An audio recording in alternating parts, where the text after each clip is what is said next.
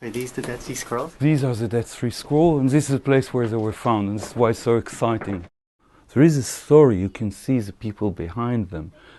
You can see this man running for 3 kilometers from Qumran with a scroll that described his dream, his temple. The Romans were coming, but he wanted future generation to read it. I don't know his name, but he managed to pass it on 2,000 years ago.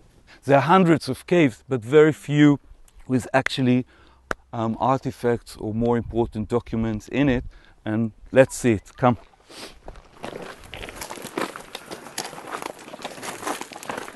Just sit down.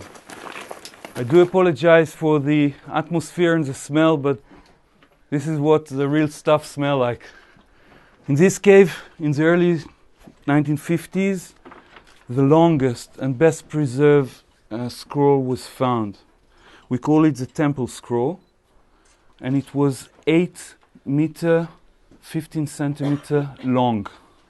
2,000 years old parchment with ink letters that my kids can read today. Yes, of course, they're the most gifted kids on earth, but the community that we're going to speak about is known as the Essenes. It's a group of priests, highly educated, so educated that they wrote. They were obsessed with writing. They went to the desert because they were thrown away from Jerusalem. They were thrown away from the temple.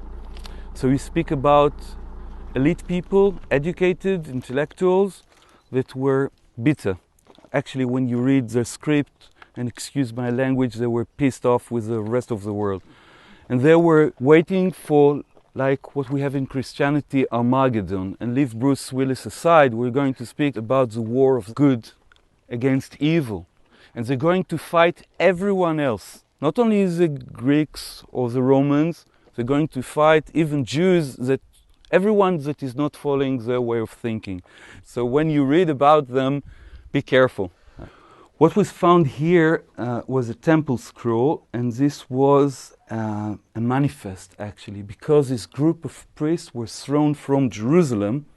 For them, Jerusalem became impure, and their way was actually to destroy the place and rebuild it. And what we have on 8 meter and 15 centimeter is their vision, architectural vision of how the temple should look like.